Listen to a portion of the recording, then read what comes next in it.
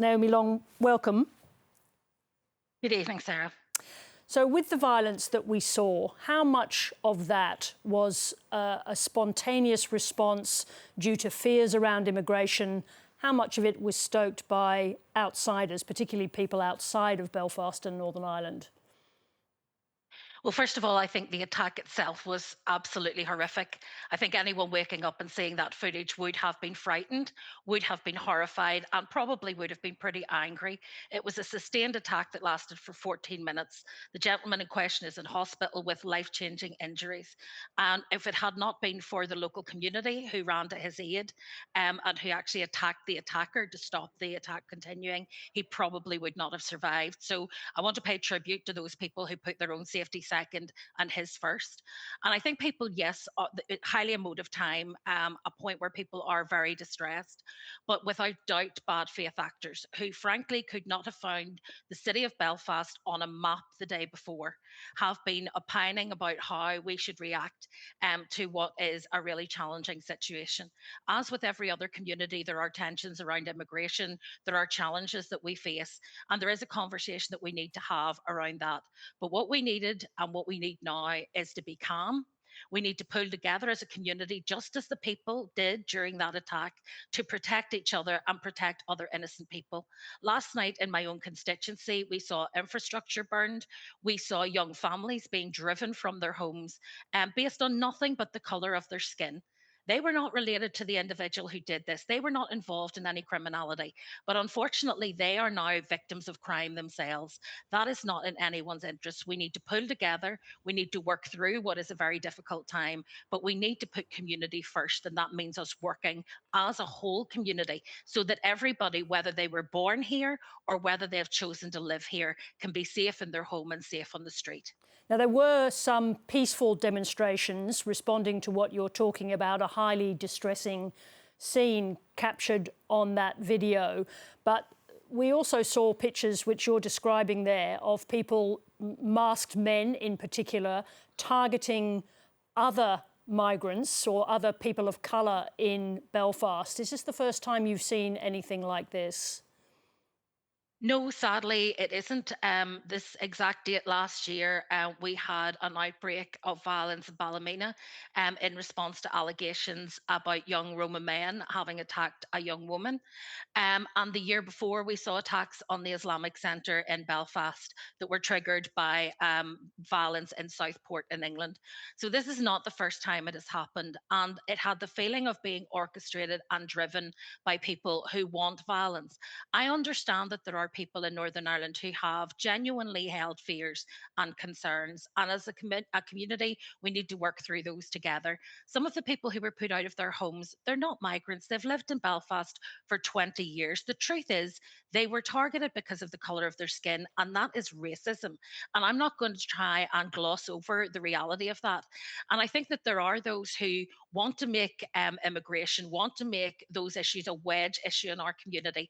Immigration has two sides to it. Of course, there are challenges for those receiving communities, which I don't deny, but it has also brought massive benefits to Northern Ireland in terms of people working in our health service, our universities, people who are enriching our community and opening new businesses, entrepreneurs who are trying to make this community better. And I think we need to embrace that whilst at the same time having proper immigration controls as any country would have. But I think there are others who take a very different line. I do think it is far right. I do think it is racist. And I do think that they are exploiting the genuine fear that Monday caused in order to drive particularly young people into criminality. And that causes me real concern. The harm caused to our communities last night was significant.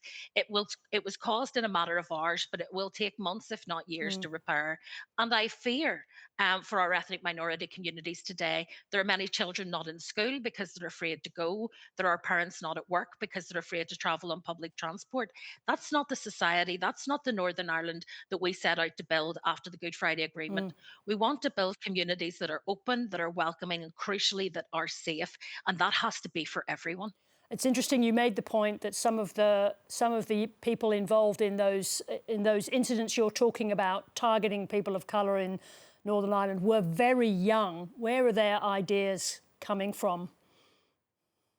I think a lot of it is radicalization online. I think some of it is misinformation because we hear so much misinformation peddled by particular news media, and also, as I say, online by bad faith actors.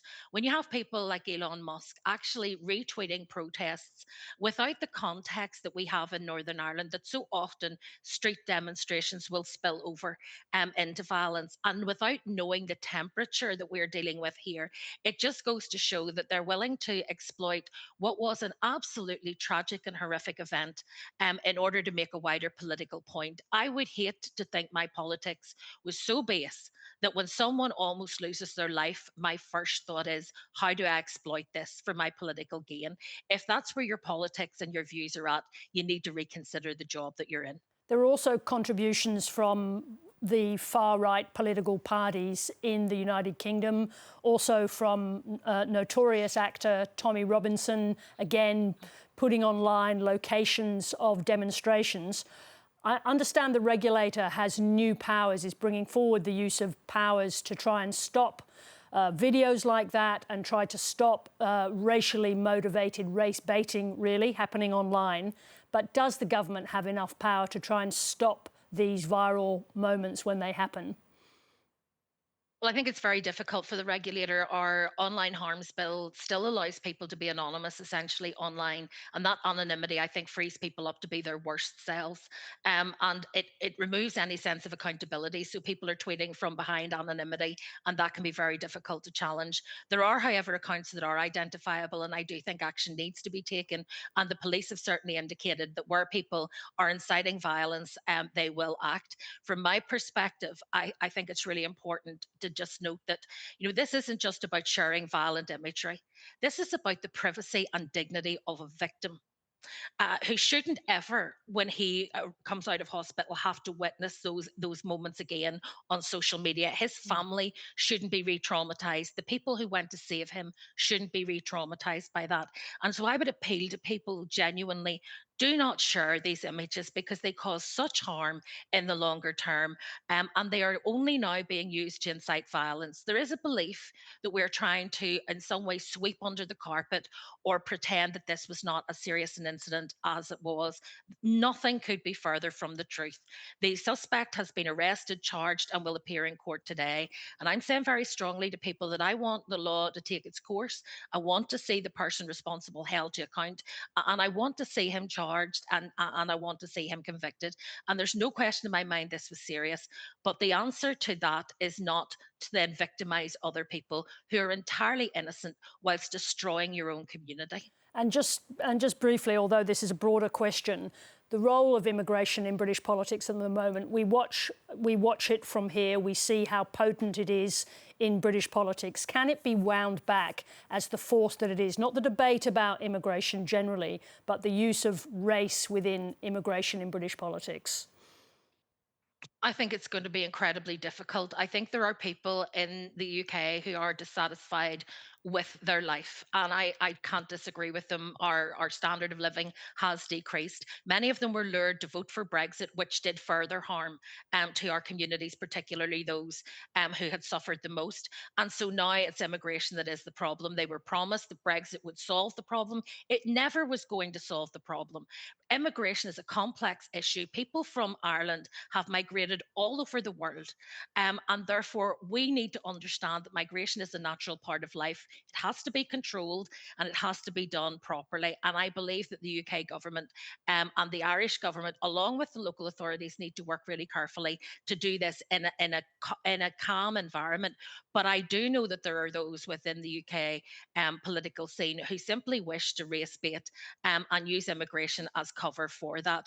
And I think that that is reprehensible because at the core of all this, these are human beings. I sat with a young Sudanese girl yesterday. She was doing work experience in the Northern Ireland Assembly. She was shaking, physically shaking and sobbing because she was so frightened that people would see her and her family as in some way responsible for the actions of an individual she didn't even know. How horrific is that, that that young woman should be so afraid that she had to be taken home from work yesterday? That is to me just not acceptable. And those who engage in this kind of race baiting are not helping us have a calm discussion around immigration and how it should be managed. Naomi Long, thank you very much indeed for joining us. Thank you.